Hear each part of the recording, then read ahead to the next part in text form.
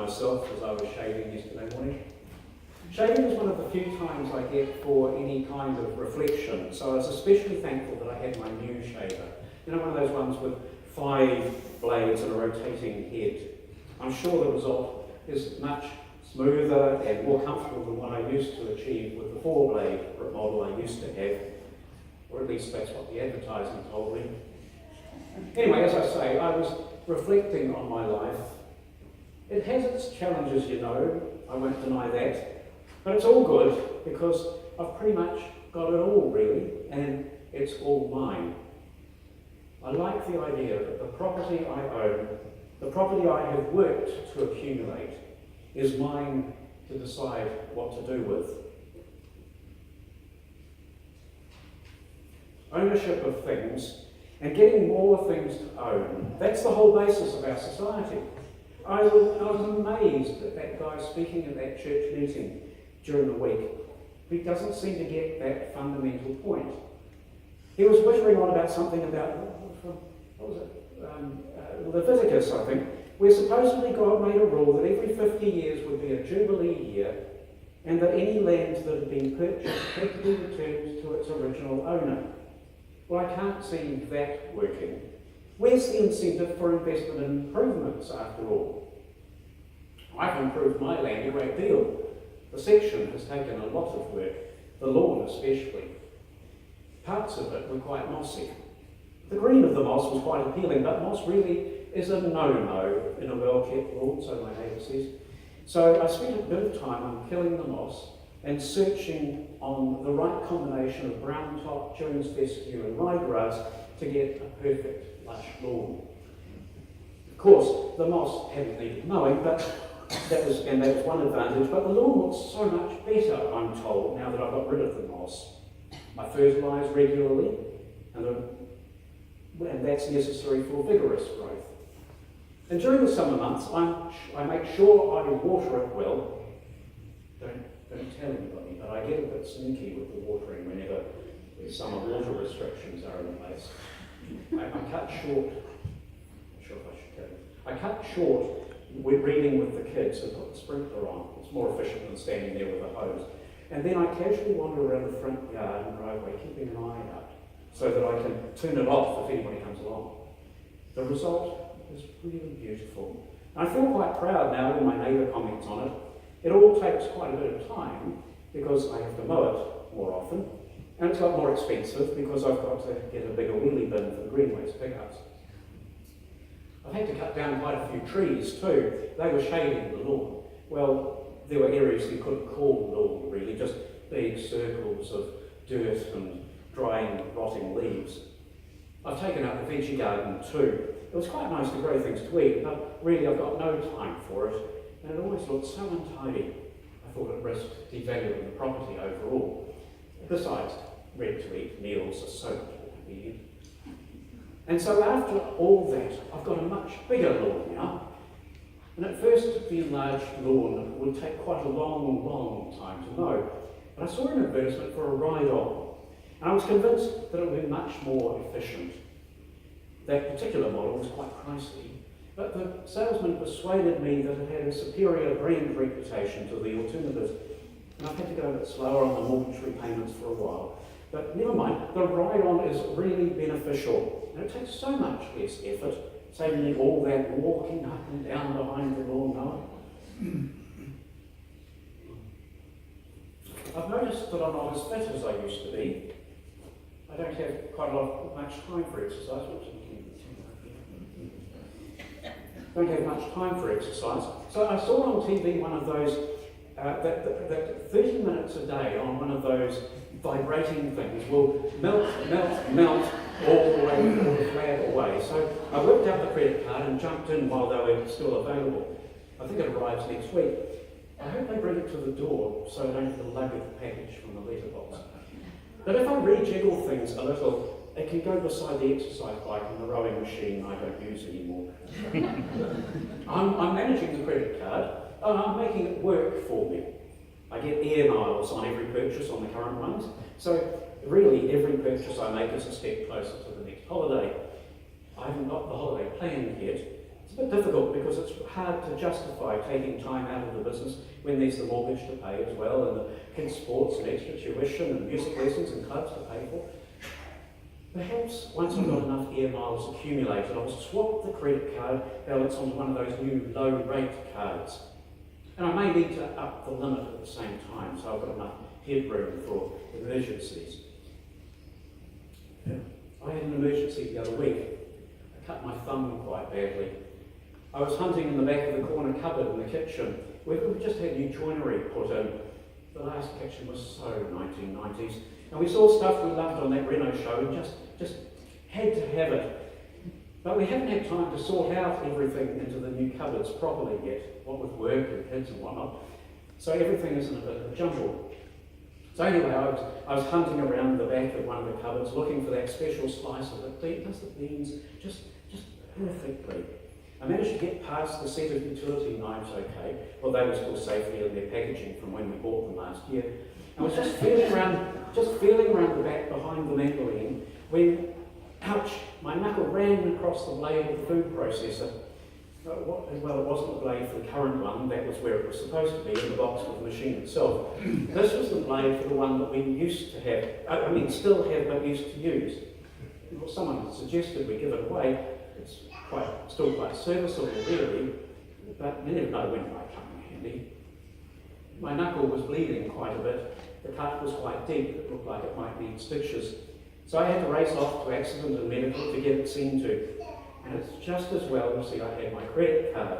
My overdraft was pretty maxed out much of the time. I've had to up the insurance policy. The cover on the house needs to appropriately reflect the value of the improvements we've made. And I found that the contents part of the policy needed amending to cover the new ride-along. But you can't be too careful. You never know when disaster might strike. I suppose the rates will go up as well as soon as the valuation reflects the new kitchen. It required resource consent, you see. We had to move a couple of load-bearing walls and put in a steel beam to accommodate it all. But it's just so much better to have an island in the middle of the opened-out kitchen dining area. On the Reno show, it seemed to act as a real family gathering place, which would be nice if we're all around. And mind you, the kids seem to be becoming preoccupied with their devices in their rooms. You know, it's all harmless stuff, I'm sure, games and movies and whatnot, which they can't get on the skybox in the lounge or the Netflix I've got organised on the PC in my study. I've had to go with unlimited broadband and a new Wi-Fi modem to keep up. But you know, we keep in touch, the kids and us. My son texted me a lovely emoji the other day from the bedroom. I was quite surprised when my phone buzzed on the kitchen island. We've got life insurance, income protection insurance, permanent disability insurance, and the insurance that will pay a lump sum if any one of the six, the big six really horrible things happens, stroke, heart attack, cancer, etc. So that we get a nice tidy lump sum available to enjoy life after the nasty diagnosis. And of course, a decent amount of funeral cover. When you go, it has to be with appropriate dignity, I believe. Been to a couple of those dreadful cheapy funerals, and frankly I prefer the elegance of mahogany over unvarnished pine any day. The policies have gotten markedly more expensive as the years progress, I've noticed, but you've got to be protected for yourself and for your loved ones. What value do you put on a life after all? Talking about funerals, that minister mentioned a story Jesus told.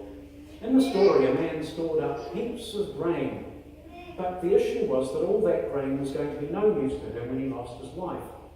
Well, I found myself thinking that he should have sold the surplus grain and invested the money in more liquid assets. It would have made things so much easier for the executor of his will.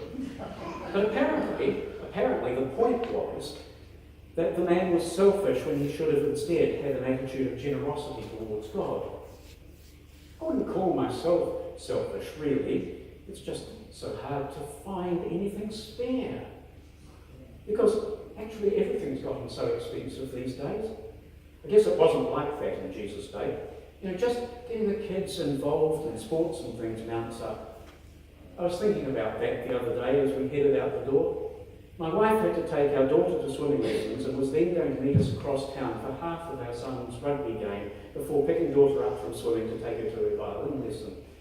It's a 40-minute drive away to that lesson, but we know that there are teachers here, and we understand this one is the best. Besides, it usually takes most of the journey there for my wife to remind the lass that music is good for her development, and she's going to do it whether she likes it or not. Anyway, she does know that after that's over, she can have a blast when she comes back to town for her rugby game.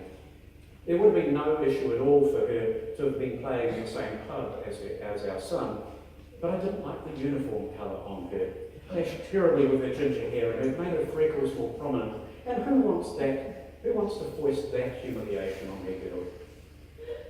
Meanwhile, I would have been having a pretty busy time with our son. Rugby is followed by a guitar lesson, which thankfully he's loving after giving up the recorder. And then it's on to his swimming lesson. It's all full on, but I get through it with a good takeaway coffee. I go the long way to the guitar lesson so that I can get it. There's a neat new place that I've found. It's quite a bit further away than the other places I've tried, but I discovered that this barista has just perfected his rate of extraction, and if I take the lid off the takeaway cup, I find his latte art is just stunning. So I find I really can't get through the day without that pick-me-up that I need every Saturday, without that coffee. And no, I'm not an addict. It's just that particular coffee gives me the pick-up I need each Saturday. It's so good that if I happen to pass that place on other days, I just drop in for a shot. It all adds up, but I've got no choice really. What price do you put on their future? They need to be equipped as citizens to take their rightful place in the world. One day they're going to inherit everything I've worked for.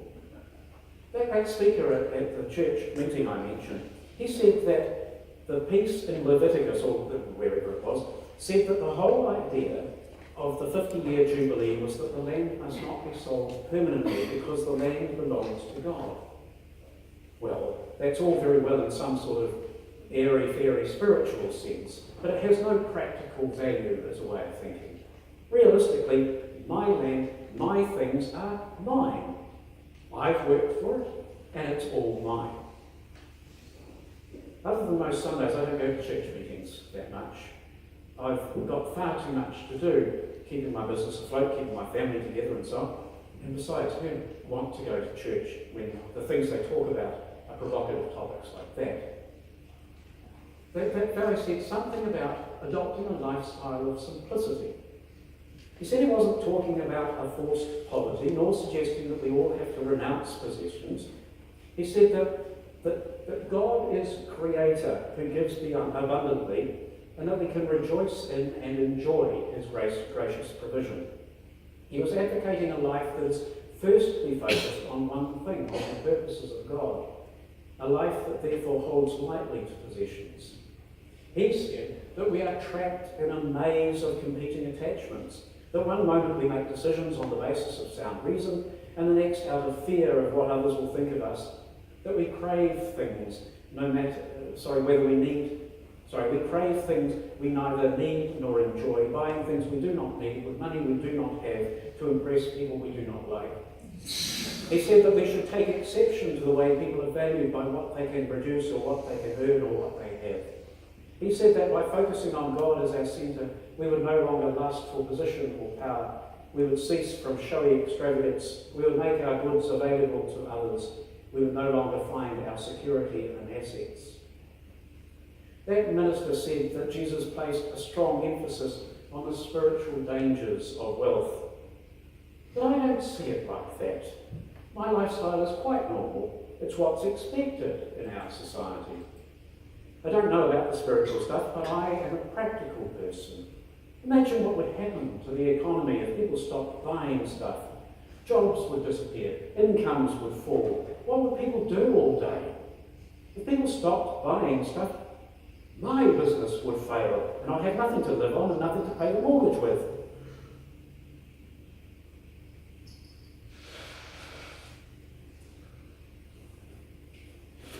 The minister said that a simpler life would lead to freedom. Well, what would I do with freedom, for goodness sake? I haven't got time to take on anything more. The minister said that simplicity means to seek the kingdom of God first, and then everything necessary will come into its proper order. But I think if we're talking about priorities, that I need to consider what I'm here for. I'm here to provide for myself and my family. So my first responsibility is to look after what I have. I've worked for it all, and it's all mine.